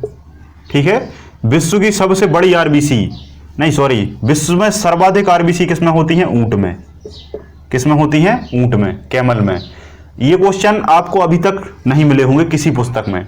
ठीक है, तो इन क्वेश्चनों को आपको बहुत अच्छे से याद रखना है। जब आप ब्लड को उठाएंगे तो ब्लड को उठाने के बाद ऊंट एक ऐसा जानवर है जिसमें आरबीसी की जो संख्या वो सबसे ज्यादा होती है। संख्या मैं बता सकता हूं, लेकिन उतना डाटा फालतू का याद नहीं करना है। सबसे ज्यादा संख्या ऊंट में होती है, और सबसे कम अगर पूछे तो कुत्ते में। कुत्ता ऐसा जानवर है जिसमें आरबीसी की संख्या बहुत कम होती है, सबसे कम होती है ना, सबसे कम। लेकिन कभी कभी कुत्ता ऑप्शन में ना हो तब आप क्या लगा देंगे, मेंढक। क्या लगा देंगे, मेंढक। और आपको पता है मेंढक कैसा जीव है, मेंढक कोल्ड ब्लडेड जीव है, असमतापी जीव है, ये मैंने आपको क्लासिफिकेशन में समझाया है। तो कुत्ते में सबसे कम आरबीसी होती हैं। अब आपसे पूछेगा सबसे बड़ी आरबीसी, मतलब आरबीसी का जो आकार है वो बहुत बड़ा हो, उसका नाम है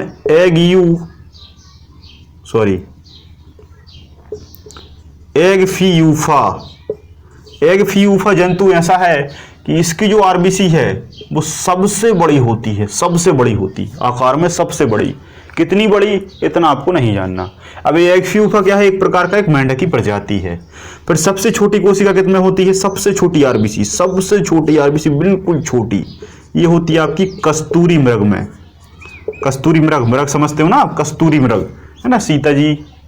तो कस्तूरी मृग वो है, उसमें आरबीसी की संख्या सबसे, आरबीसी के जो आकार है वो सबसे छोटा होता है। और मानव की बात करें तो मानव में 40 से 50 लाख आरबीसी होती हैं, आपको ये इतना पता है। और आकार क्या होता है, 7.2 माइक्रोमीटर। बात क्लियर है। मानव की जो आरबीसी की संख्या है वो 40 से 50 लाख है, और उस आरबीसी का आकार कितना है, तो 7.2 माइक्रोमीटर है। और आपसे पूछ ले कि मानव की आरबीसी का आकार क्या होता है, शेप एंड साइज क्या होता है, तब आप क्या लगाएंगे, बाइकॉनकेव। क्या लगाएंगे, उभय उत्तल, उभया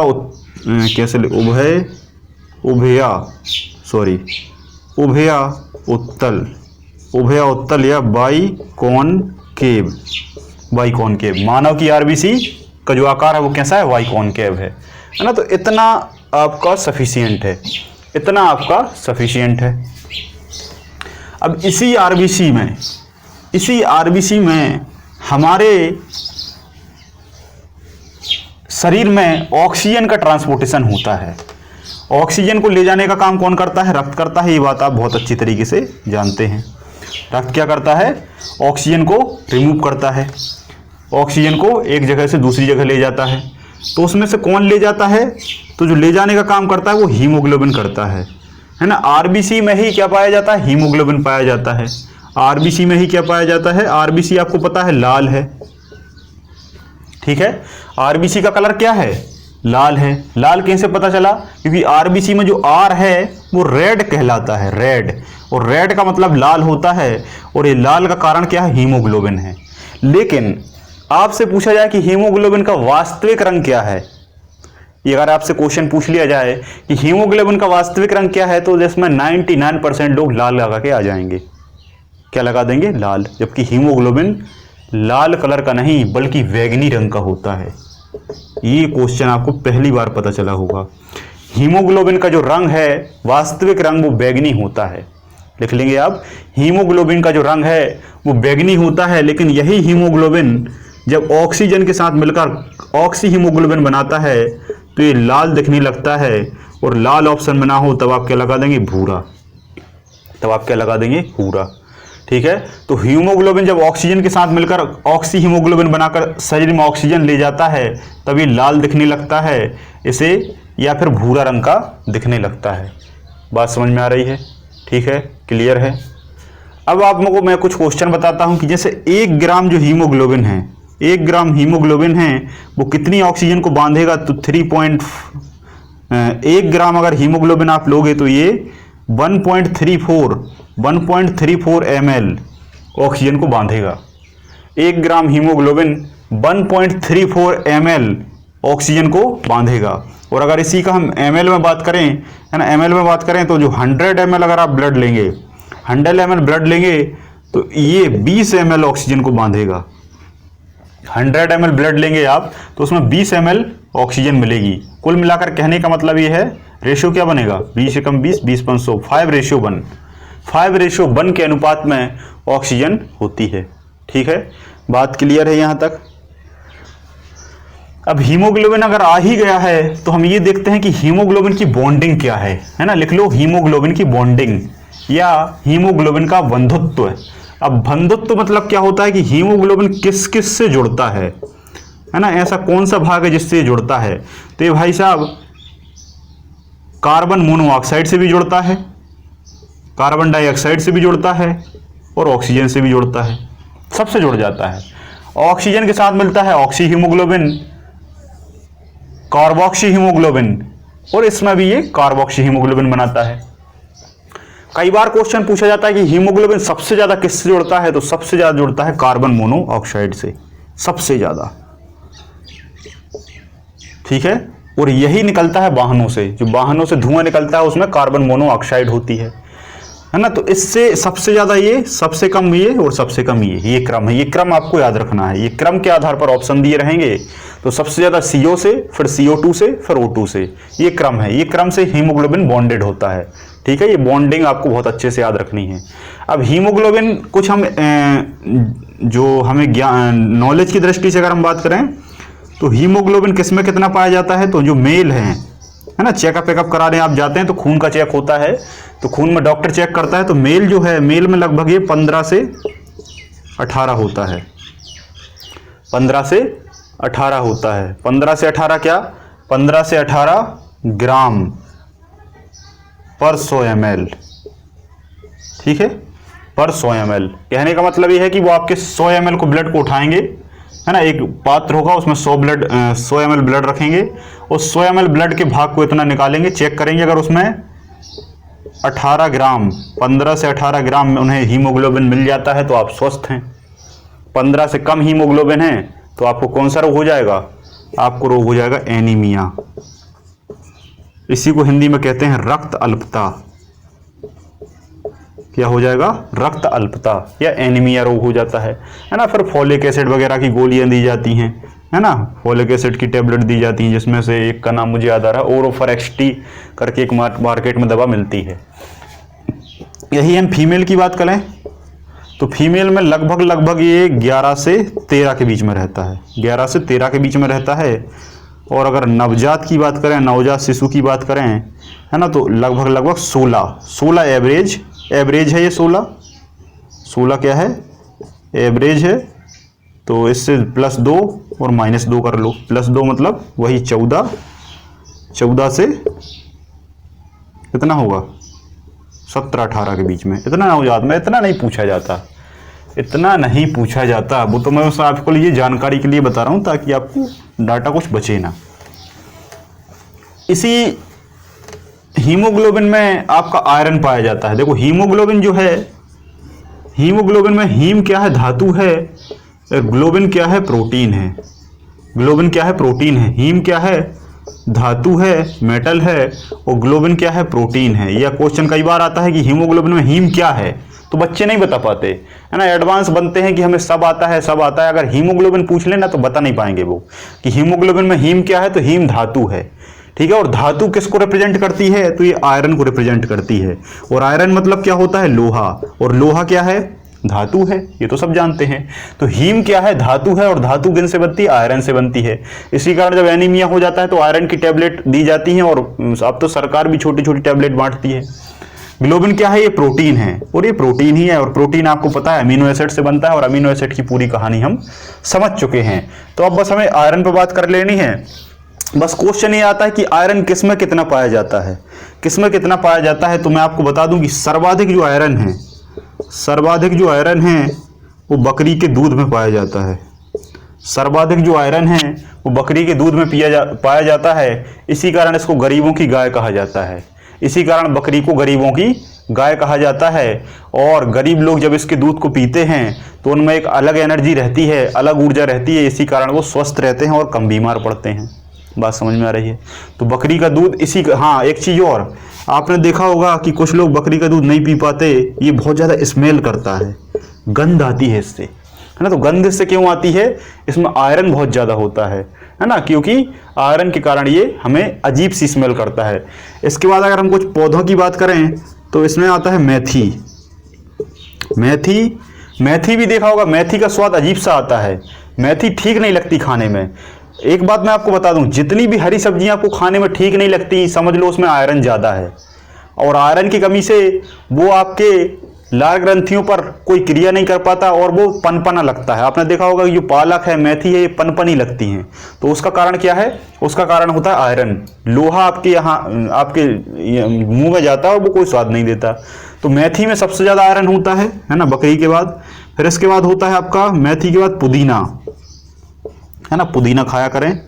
पुदीना के बाद होता है आपका पालक, ठीक है, पालक।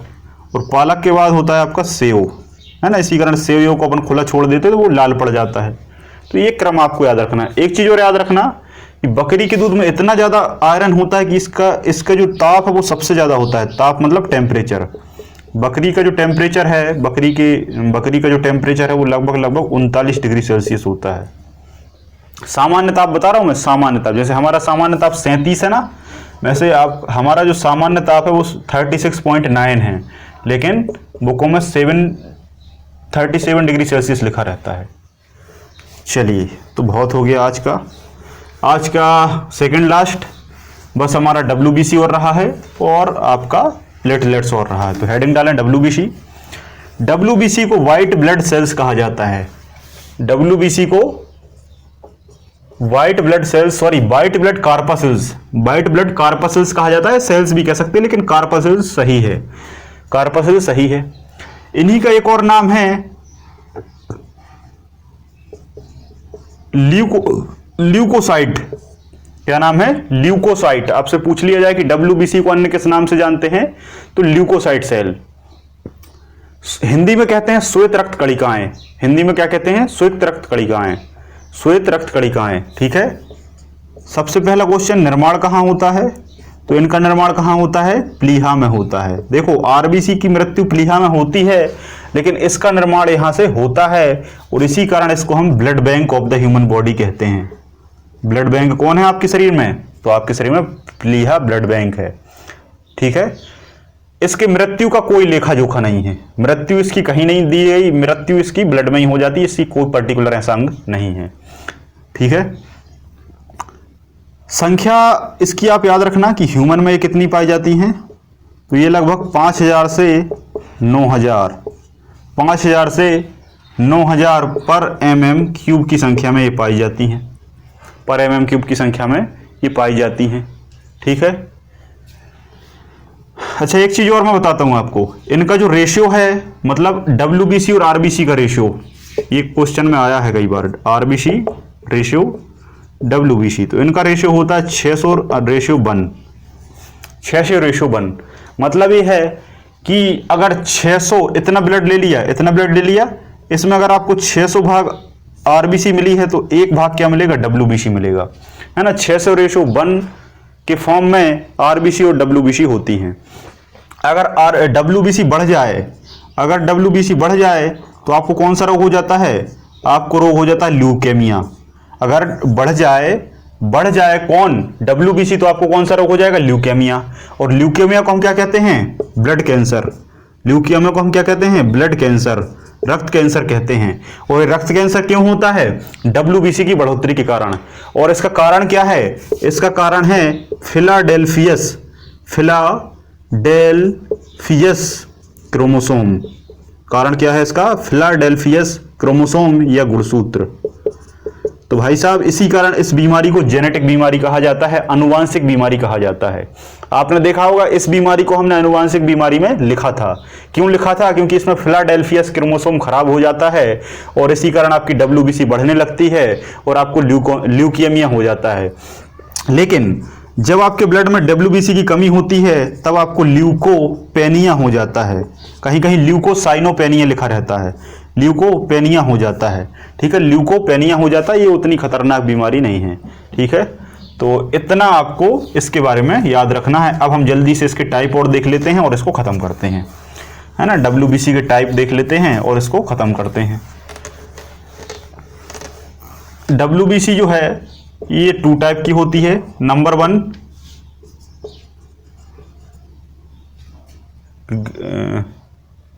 ग्रेनुलोसाइट और नंबर 2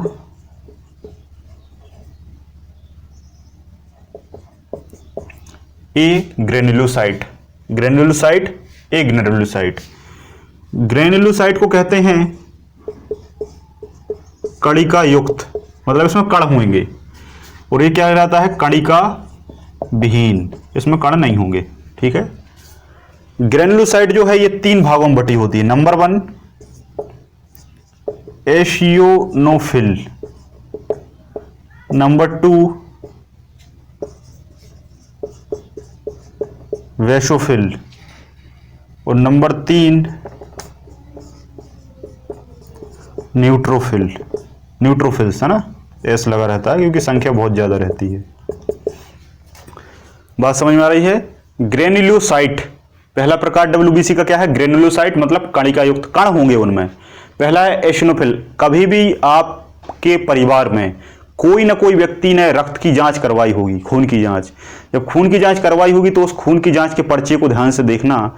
उस पर्चे को जब आप देखेंगे तो हर एक पर्चे में आपको ये नाम मिलेंगे, है ना, हीमोग्लोबिन मिलेगा, डब्ल्यूबीसी मिलेगा, आरबीसी मिलेगा, एशिनोफिल, बेसोफिल, न्यूट्रोफिल। लेकिन आप समझ नहीं पाते। कुछ क्यों नहीं समझ पाते, क्योंकि आपने कभी सीखा नहीं है, आपने कभी उसके बारे में जानने की कोशिश नहीं की। लेकिन आज मैं आपको बताऊंगा कि डब्ल्यूबीसी क्या करता है, आरबीसी क्या करता है, और उनके अंदर जो एसोफिल, बेसोफिल, न्यूट्रोफिल होती हैं, यही आपकी बॉडी को निर्धारित करती हैं। तो समझें, आरबीसी का काम तो आपको पता है कि भाई वो खून का ट्रांसपोर्टेशन करता है। डब्ल्यूबीसी का जो मोस्ट इंपोर्टेंट काम है वो है आपका क्या, रोगों से लड़ने की क्षमता। ये आप वही लिख लेंगे ना पॉइंट बना के, रोगों से लड़ने की जो क्षमता है उसका काम कौन करता है, डब्ल्यूबीसी। इसी को हम कहते हैं प्रतिरक्षा तंत्र। प्रतिरक्षा तंत्र अलग से नहीं पढ़ाया जाता, प्रतिरक्षा तंत्र का मतलब होता है डब्ल्यूबीसी, है ना। इम्यून सिस्टम, इम्यून सिस्टम आपकी बॉडी में कौन बनाता है, वो बनाता है आपका डब्ल्यूबीसी। डब्ल्यूबीसी मतलब श्वेत रक्त कणिकाएं। यही हमारे शरीर की, हाँ एक चीज और लिख लेना, ये हमारे शरीर की आर्मी कहलाती है, ये हमारे शरीर की आर्मी कहलाती है ना, ये हमारी बॉडी की आर्मी कहलाती है डब्ल्यूबीसी। आर्मी में पहला जो प्रकार है वो है ग्रेनुलोसाइट, जिसका पहला प्रकार है एशिनोफिल। अब देखो, अभी तक आपने सुना था रोगों से लड़ने की क्षमता, लेकिन रोगों से लड़ने की क्षमता डब्ल्यूबीसी का काम तो है, ये बच्चा बच्चा जानता है, लेकिन उसके अंदर जो पार्ट हैं उनमें काम किस किस के कौन कौन से बटे हैं वो बहुत इंपॉर्टेंट है, क्वेश्चन यहीं से बनता है। तो आपकी जो प्रतिरक्षा है, प्रतिरक्षा प्रणाली है, वो डिपेंड रहती है इशनोफिल पर। किस पर, यूशनोफिल। और जो आपके शरीर में संवेदना है, संवेदना मतलब संवेदना समझ रहे हो, एक्टिविटी मतलब किसमें कितनी फुर्ती है, वो इशनोफिल पर डिपेंड। देखा होगा कुछ लोग बहुत सुस्त होते हैं, है ना, कहते तुम बड़े आलसी व्यक्ति हो यार, है ना, वो मतलब उनमें डले हैं, सो रहे हैं तो सो ही रहे हैं, मतलब एक्टिविटी नहीं रही। कुछ व्यक्ति आपने देखा बहुत ज्यादा एक्टिव, जैसे आर्मी का जवान, एनएसए के जवान, एनआईए का जवान, देखा बिल्कुल चौकन्ना खड़ा रहता है, भले ही वो 3 दिन से ना सोया हो, क्योंकि उनमें एशनोफिल की मात्रा बहुत ज्यादा होती है। दूसरा होता है वेसोफिल। वेसोफिल का मतलब होता है एलर्जी वाली कोशिकाएं। अगर आपके शरीर में वेसोफिल मजबूत हैं तो आपको धूल, पानी, है ना, खुजली, इन सब से एलर्जी होगी नहीं, किसी भी चीज से एलर्जी नहीं होगी, चाहे आपके शरीर में कोई सी कंडीशन। आपने देखा होगा आर्मी वाले जंगल में रहते हैं, है ना, तालाबों में डले रहते हैं, पानी में डले रहते हैं, कीचड़ में डले रहते हैं, कहीं भी काम करते रहते हैं, कुछ कोई दिक्कत नहीं रहती, बर्फ में कहीं भी किसी चीज की एलर्जी नहीं होती, क्योंकि उनके शरीर में बेसोफिल बहुत तगड़ा रहता है। लेकिन वहीं एसी वाला व्यक्ति जो है, थोड़ा सा उसे कुछ हो जाए, भाई धूल की एलर्जी हो गई, धूल की एलर्जी, तो भाई वो धूल की एलर्जी क्यों हुई, क्योंकि आपके शरीर में डब्ल्यूबीसी का बेसोफिल खत्म हो चुका है। ठीक है। लेकिन बेसोफिल के साथ साथ एक चीज और काम करती है, हिस्टामिन। क्या काम करता है भैया, हिस्टामिन। और हिस्टामिन कहां बनता है, लीवर में बनता है, लीवर में बनता है। ये कैसे बनता है मैं आपको बताता हूं। जैसे मान लो आप कुछ काम कर रहे हैं, आप कुछ काम कर रहे हैं, कहीं जा रहे हैं, जैसे ही आप कहीं जा रहे हैं तो मार्केट में धूल उड़ी, मार्केट में धूल उड़ी, धूल उड़ने के बाद उसमें कुछ जीवाणु वगैरह उड़े, वायरस वगैरह उड़े जो आपको दिखाई नहीं दिए, वो आपकी त्वचा पे आए, त्वचा पे आके उनने इन्फेक्शन शुरू किया, त्वचा पे आके उनने, धूल ने और जीवाणुओं ने इन्फेक्शन शुरू किया। जैसे इन्फेक्शन शुरू किया तो आपने वहां खुजलाया, आपने वहां क्या किया, खुजलाया। देखो, आप अगर नहीं खुजलाओगे तो इन्फेक्शन हो जाएगा, ठीक है, एलर्जी हो जाएगी, एलर्जी हो जाएगी। लेकिन जैसे ही आपने खुजलाया तो क्या करता है आपका शरीर, आपके शरीर का जो लीवर है वो हिस्टामिन को छोड़ता है, और ये हिस्टामिन को छोड़ने के बाद हिस्टामिन आपका खून में दौड़ने लगता है। इसमें दौड़ने लगता है, खून में दौड़ने लगता है, और खून में डब्ल्यूबीसी के पार्ट बेसोफिल को कहता है कि चलो आपके गाल की त्वचा पर एक बैक्टीरिया आ गया है, उसको मारना है। तो भाई ये बेसोफिल वहां जाता है हिस्टामिन के साथ और ये एंटी हिस्टामिन बना लेता है, एंटी हिस्टामिन बना लेता है और वहां का बैक्टीरिया या जो एलर्जी है वो नष्ट हो जाती है। बात समझ में आई? ठीक है। तो कहने का मतलब ये है कि जो एलर्जी का मुख्य कारण है वो बेसोफिल है। बेसोफिल मजबूत है तो एलर्जी नहीं होगी, चाहे आप किसी भी वातावरण में रहें। लेकिन अगर ये कमजोर है तो आपको जरा में एलर्जी हो जाएगी। और अंतिम आता है न्यूट्रोफिल, और न्यूट्रोफिल का एक ही काम है, जीवाणुओं को नष्ट करना। किसको नष्ट करना? जीवाणुओं को नष्ट करने का काम ये करती है। ठीक है, तो एक प्रकार हमने देख लिया है। अब अंतिम प्रकार देखते हैं, ए ग्रेन्युलोसाइट। WBC का दूसरा भाग क्या है? ए ग्रेन्युलोसाइट, मतलब कणिका विहीन। इसमें कण नहीं होंगे, इसमें कण वगैरह नहीं होंगे। इसके टाइप भी मैं यहीं लिख देता हूं। नंबर 1 इसका टाइप होता है आपका मोनोसाइट। ये सब आज पहली बार पढ़ रहे होंगे आप। आज तक आपने YouTube पे ये सभी कभी देखा ही नहीं होगा कि मोनोसाइट क्या है, एसोफिल क्या है, वेसनोफिल क्या है। अगर बताया भी होगा तो इसके प्रकार, मतलब इसके कार नहीं बताए होंगे इतने लेवल से। तो मोनोसाइट जो है, इसमें सबसे पहला पॉइंट लिखना है, सबसे बड़ी कोशिका है ये, big type of the blood. मतलब अगर इन सभी में आप देखेंगे तो मोनोसाइट जो सेल है ये सबसे बड़ी होती है। पहली चीज, काम क्या करती है? ये जीवाणु को पकड़ती है,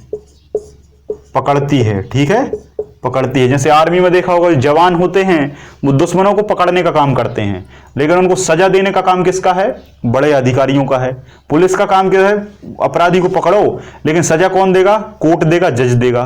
तो वैसे ही मोनोसाइट जो है वो जीवाणु को या बैक्टीरिया को पकड़ती है, लेकिन बैक्टीरिया को नष्ट कौन करता है? तो वो आपका न्यूट्रोफिल करती है। अब ये आगे किलर सेल भी समझाऊंगा, वो भी करती है। तो इतना बस याद रख लो, ज्यादा डीपल में नहीं जाते। और अंतिम है आपका लिम्फोसाइट। क्या है? लिम्फोसाइट। लिम्फोसाइट 2 टाइप की होती है, ये भी 2 टाइप की है। एक है टी लिम्फोसाइट और एक है आपका बी लिम्फोसाइट। एक है क्या? टी लिम्फोसाइट और एक है बी लिम्फोसाइट, जिसमें से टी लिम्फोसाइट जो है यही सबसे इंपॉर्टेंट है। यही सबसे इंपॉर्टेंट है आपके प्रतिरक्षा तंत्र में, प्रतिरक्षा तंत्र में या प्रतिरक्षा प्रणाली में सबसे इंपॉर्टेंट है टी लिम्फोसाइट। और ये सभी चीजों का खात्मा करती है, ये सभी चीजों का खात्मा कर देती है आपकी बॉडी से। कोई भी रोग आपको हुआ और इसने रोग को ठीक कर दिया, रोग के जीवाणु वायरस सबको खत्म कर देती है। कौन? T lymphocyte cell. और जैसे ही आपको एड्स होता है और HIV वायरस आपके शरीर में चला जाता है, और HIV मतलब ह्यूमन इम्यूनो वायरस जाकर आपके शरीर में टी लिम्फोसाइट सेल को खा जाता है, टी लिम्फोसाइट सेल को खत्म कर देता है, और आपकी रोगों से लड़ने की क्षमता हमेशा हमेशा के लिए समाप्त हो जाती है। बात क्लियर है ना? तो बी का उतना ज्यादा रोल नहीं है, बस टी लिम्फोसाइट तक याद रखें। इतने से ज्यादा आपका कभी नहीं पूछा जाएगा। आज का लास्ट है हमारा प्लेटलेट्स, है ना? जैसे लोग प्लेट कहते हैं, क्या कहते हैं? प्लेट कहते हैं, लेकिन सही क्या है? सही है आपका प्लेटलेट्स। इसी का एक और नाम है थ्रोम्बोसाइट सेल। थ्रोम्बोसाइट सेल, जैसे हमने आरबीसी को एरिथ्रोसाइट कहा, WBC को ल्यूकोसाइट कहा, प्लेटलेट्स का अन्य नाम है थ्रोम्बोसाइट सेल। लेकिन व्यापम क्या लिख के देता है? बिम्बाणु। बिम्बाणु लिख के देता है, तो फिर अच्छे यहाँ पर धर्मगुरु भी नहीं समझ पाते कि बिम्बाणु क्या है। ठीक है, तो बिम्बाणु को कुछ लोग जीवाणु समझ लेते हैं, लेकिन ऐसा बिल्कुल भी नहीं है। बात क्लियर है? अब ये प्लेटलेट्स करती क्या है? तो प्लेटलेट्स भाई साहब आपके शरीर में आपका जो रक्त है उसमें बहुत सारे काम करती है, जिसमें सबसे इंपॉर्टेंट है आपका रक्त का थक्का जमाना। रक्त का थक्का जमाना। अब आप कहेंगे रक्त का थक्का तो कोई और जमाता है, लेकिन अभी मैं आपको रक्त के थक्के की पूरी कहानी बताऊंगा। पहले बेसिक चीजें लिखें। निर्माण, इसका जो निर्माण है वो कहाँ होता है? अस्थि मज्जा में होता है, मतलब बोन मैरो में। अस्थि मज्जा मतलब बोन मैरो में होता है। मृत्यु का कोई डाटा नहीं है, कहीं भी मर जाती है। इनका जो जीवन काल है वो बहुत इंपॉर्टेंट है, क्योंकि अरे एक चीज और भूल गया, WBC में मैंने जीवन काल नहीं लिखाया। WBC में वापस जाओ और WBC का जीवन काल लिख लो 3 से 4 दिन। WBC देखो, RBC का जीवन काल कितना था? 80 से 120 दिन। WBC का जीवन काल कितना है? 3 से 4 दिन। कभी कभी कंफ्यूजन होता है, 3 से 4 घंटे लिख देता है वो, और हम जल्दी जल्दी में टिक कर देते हैं, जो कि गलत है। 3 से 4 दिन आएगा, लेकिन घंटे पूछे तब आपको 3 दिन के घंटे बना लेना है, 4 दिन के घंटे बना लेना है। तो ये घंटे और दिन में बहुत अच्छे से टिक करना ध्यान से, 3 से 4 दिन। और प्लेटलेट्स का जो जीवन काल है वो है 7 से 10 दिन, लेकिन कुछ कुछ बुकों में 8 से 12 दिन भी लिखा रहता है ना। ऑप्शन में 1 मिलेगा आपको, ऑप्शन में आपको 1 मिलेगा, ठीक है। और जो प्लेटलेट्स हैं वो आपकी लगभग 1.5 लाख तो हो ही हो। 1.5 लाख से भाई साहब ये कम गई तो आपकी इसमें क्या है, वाट लग जाएगी। 1.5 लाख से 4 लाख की संख्या में ये होती हैं। होगा क्या? MMQ। बात क्लियर है? तो भाई कहते हैं ना कि 1.5 लाख से कम ना हो प्लेटलेट, तो 1.5 लाख तक अगर आपकी प्लेट हैं तो आप बढ़िया तरीके से काम करते रहेंगे। 1.5 लाख से अगर कम गई तो आपकी खटिया खड़ी हो जाएगी। 4 लाख तक ये होना चाहिए। और एवरेज डॉक्टर कहता है कि एवरेज कुछ नहीं तो 3 लाख तो होना ही चाहिए। एवरेज में 3 लाख तो होना ही चाहिए। इन सेल में भी न्यूक्लियस क्या है? एब्सेंट होता है। न्यूक्लियस क्या है? एब्सेंट होता है।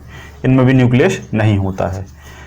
एक चीज मैं आपको बताता हूं, अब ये कभी कभी आपने देखा होगा डेंगू होता है व्यक्तियों को, तो डेंगू होता है तो वहां उस माहौल में कुछ बात ना हो, लेकिन प्लेटों की बात जरूर होती है, प्लेटलेट्स की बात जरूर होती है डेंगू जहां होता है। तो मैं बताता हूं आपको, जब डेंगू होता है तो डेंगू में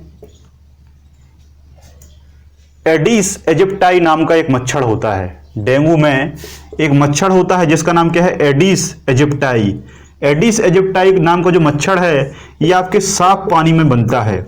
साफ पानी में क्वेश्चन आता है कि साफ पानी में कौन सा मच्छर पनपता है, तो आपने देखा गंदे पानी में मच्छर होता है, लेकिन साफ पानी में मच्छर एक ही है जो होता है, जिसका नाम है डेंगू का मच्छर। मच्छर का नाम है एडिस एजिप्टाई, साफ पानी में होता है और ये मानव को काट लेता है। एक बात याद रखना, डेंगू का जो मच्छर है ये मानव को हमेशा 45 डिग्री पर काटता है। मानव को हमेशा 45 डिग्री पर काटता है, ये क्वेश्चन आ चुका है। और जब एडिस एजिप्टाई आपको काटता है तो काटने के बाद इसकी लार में एक वायरस होता है जिसका नाम है अरबो वायरस। जिसका नाम क्या है? अरबो वायरस। तो ये अरबो वायरस आपके शरीर में जाता है और आपके शरीर में जाने के बाद डेंगू रोग फैला देता है। क्या होता है? डेंगू रोग फैला देता है। और अरबो वायरस आपके शरीर में जितने भी प्लेट हैं उनको खाने का काम शुरू कर देता है। और अगर आपने समय रहते उपचार नहीं किया तो ये प्लेट को शून्य कर देता है। ये प्लेट को शून्य कर देता है। फिर आप डॉक्टर के पास जाते हैं और डॉक्टर आपको SN1 टेस्ट के लिए कहता है। SN1 टेस्ट होता है, पॉजिटिव आता है, फिर उसके बाद वो बहुत सारी दवाइयाँ देता है। फिर आपके कुछ गांव के लोग कहते हैं कि पपीते का रस पियो, पपीते के पत्तों का रस पियो, है ना, कहीं ये करो, कहीं वो करो, कहीं छेना के रसगुल्ला खाओ, है ना। तो ये सब बहुत सारी चीज़ें आप जानते होंगे, लेकिन इन तथ्यों को आप याद रखें। तो आई होप यहाँ तक आपको बिल्कुल सारी चीज़ बहुत अच्छे से समझ में आ गई होगी, ठीक है। तो प्लेटलेट्स का मैंने आपको जीवन काल भी बता दिया, 7 से 10 दिन। निर्माण भी बता दिया। मृत्यु का कोई लेखा जोखा नहीं है। संख्या में 1.5 लाख से 4 लाख पाई जाती हैं। एवरेज 3 लाख होना चाहिए। बस मैंने आपको एक चीज़ नहीं बताया कि इनका कार्य क्या है। इनका जो कार्य है वो है रक्त का थक्का बनाने में सहायता। रक्त का थक्का बनाने में सहायता। लेकिन आप कहेंगे कि रक्त का थक्का तो हमने किसी और चीज़ से सुना है, किसी और चीज से सुना है। तो अभी तक आपने जो कुछ भी सुना है उसका सही से व्याख्यान मैं आपको कराता हूं कि रक्त का थक्का आखिर जमता कैसे है, ब्लड क्लॉट कैसे होता है। ब्लड क्लॉट का मतलब ये है कि जब आपको घाव लगे, एक बात याद रखना, आपके शरीर में अंदर ब्लड नहीं जमना चाहिए, जो हेपेरिन नहीं जमने देता, लेकिन आपके चोट लगने पर रक्त का थक्का तुरंत जमना चाहिए, तुरंत जमना चाहिए। नहीं जमता तो आपको हीमोफीलिया हो जाता है। लेकिन अगर जमता है तो कौन जमाता है, उसकी कहानी आज हम यहाँ डिस्कस करेंगे। तो कौन जमाता है? प्लेटलेट्स जमाती हैं। और प्लेटलेट्स में भी कौन जमाता है? तो प्लेटलेट्स में कुछ प्रोटीन होते हैं। प्लेटलेट्स में कुछ प्रोटीन होते हैं और कुछ प्लाज्मा के प्रोटीन होते हैं, जैसे थ्रोम्बोप्लास्टिन है, फाइब्रिन है, थ्रोम्बिन है, प्रोथ्रोम्बिन है ना, थ्रोम्बोप्लास्टिन है ना। इस तरीके से विटामिन के है, कैल्शियम है, ऐसे बहुत सारे तमाम तरीके के आयन आकर आपके रक्त के थक्के को जमा देते हैं। अभी तक आपने केवल 2 चीज सुनी होंगी, विटामिन के रक्त का थक्का जमाता है, सही है। आपने 2 चीज सुनी होंगी, प्रोथ्रोम्बिन, प्रोथ्रोम्बिन रक्त का थक्का जमाता है, ठीक है। लेकिन मैं आपको आज एक बहुत बड़ी चीज बताता हूं, रक्त का थक्का जमाने में टोटल 14 तत्व सहायक होते हैं। 14 चीजें ऐसी होती हैं जो रक्त को थक्का जमाती हैं। ये डॉक्टरों के एनालिसिस से आज तक पता चल पाया है, लेकिन इतना लेवल से हमें नहीं जाना, हमें कुछ जरूरी चीजें समझना है। सबसे पहले बॉडी में आपका थ्रोम्बोप्लास्टिन आता है। जैसे ही आपको चोट लगी तो थ्रोम्बोप्लास्टिन आता है। कौन आता है भाई? थ्रोम्बोप्लास्टिन आता है। और थ्रोम्बोप्लास्टिन के पास आता है प्रोथ्रोम्बिन, प्रोथ्रोम्बिन। अभी आपने यही सुना होगा प्रोथ्रोम्बिन, है ना। तो प्रोथ्रोम्बिन आपकी बुकों में हर कहीं लिखा है, लेकिन एक्चुअल में क्या है? एक्चुअल में है आपका कि जो प्रोथ्रोम्बिन है ये तो बुकों में लिखा रहता है, लेकिन ये प्रोथ्रोम्बिन किसके पास जाता है? तो ये प्रोथ्रोम्बिन आपका थ्रोम्बोप्लास्टिन के पास जाता है, और थ्रोम्बोप्लास्टिन के पास जाकर ये बना लेता है फाइब्रिन। फाइब्रिन क्या बना लेता है? फाइब्रिन। ये क्या बना लेता है? सॉरी थ्रोम्बिन बनाता है ना, थ्रोम्बोप्लास्टिन है ना, थ्रोम्बोप्लास्टिन ने थ्रोम्बिन बनाएगा, सॉरी थ्रोम्बिन। बात समझ में आई? बात समझ में आई? प्रोथ्रोम्बिन चोट लगने के बाद एक्टिव हुआ, थ्रोम्बोप्लास्टिन के पास पहुंचा, और दोनों ने मिलकर क्या बना लिया? थ्रोम्बिन बना लिया। फिर ये थ्रोम्बिन क्या करता है? ये जो थ्रोम्बिन है, ये थ्रोम्बिन प्लाज्मा से एक छोटी सी चीज ले लेगा, कि प्लाज्मा से कहेगा भाई कुछ उधार दो, अभी हमें जरूरत है, घाव लग चुका है तो कुछ उधार दे दो। तो प्लाज्मा से क्या उधार ले लेगा? फाइब्रिनोजन। और आपको पता है प्लाज्मा से अगर फाइब्रिनोजन अलग हो गया तो बचा भाग सीरम कहलाएगा। तो ये फाइब्रिनोजन ले लिया, और यहां से ये दोनों ने मिलकर क्या बना लिया? फाइब्रिन बना लिया। क्या बना लिया? फाइब्रिन। ये प्रोसेस चल रही है। अभी तक आपने केवल इतना पढ़ा होगा कि रक्त का थक्का जमाने में विटामिन के सहायता है, लेकिन आज हम प्रोसेस पढ़ रहे हैं रक्त के थक्के की। तो इन दोनों ने मिलकर क्या बना लिया? फाइब्रिन बना लिया। अब हमारे पास फाइब्रिन तैयार हो गया। अब इस फाइब्रिन ने कहा किससे? विटामिन के से, कि अब हमें विटामिन के दो।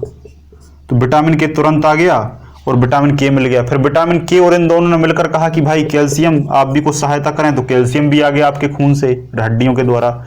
और इन तीनों ने आकर वहां पर क्या कर दिया भाई साहब? ब्लड क्लॉट करा दिया। क्या करा दिया? ब्लड क्लॉट करा दिया, और रक्त का थक्का जम गया। रक्त का थक्का जम गया, ठीक है। तो आई होप आज आपको वास्तविक तौर पर रक्त के थक्के जमने की कहानी, इसके अलावा और भी 14 टोटल तत्व होते हैं, लेकिन वो 14 नहीं, बस इतना याद रख लो आपका काम हो जाएगा। अगर इतना भी याद नहीं रख पाते तो विटामिन के याद रख लो और प्रोथ्रोम्बिन याद रख लो, आपका काम हो जाएगा। लेकिन मेरा जो धर्म है वो मैं आपको पूरा निभाऊंगा, ठीक है, क्योंकि ये एडवांस क्लास है, ये एडवांस बायोलॉजी है, तो इसमें सभी क्लासों से एडवांस मिलेगा, सभी क्लासों से इसमें एडवांस डाटा आपको मिलेगा ही मिलेगा, ठीक है। तो अगली क्लास में हम हृदय की कार्यविधि को पढ़ेंगे कि ये रक्त तो बना लिया हमने, अब ये रक्त बहता कैसे है, कहां से कैसे जाता है, कहां तक पहुंचता है, उंगली में कैसे आता है, हृदय में कैसे आता है, फेफड़े में कैसे आता है, नाक से सांस ली है तो ये ब्लड में मिलती कैसे है, आखिर निकलती कैसे है फिर से ऑक्सीजन। इन तमाम तरीके के जो पहलू हैं, जो सवाल हैं, इनकी चर्चा होगी नेक्स्ट क्लास में, ठीक है। तो आज की इस क्लास को देखने के लिए आप सभी लोगों का बहुत बहुत धन्यवाद। मुलाकात होगी हमारी नेक्स्ट एपिसोड में, तब तक के लिए जय हिंद, जय भारत।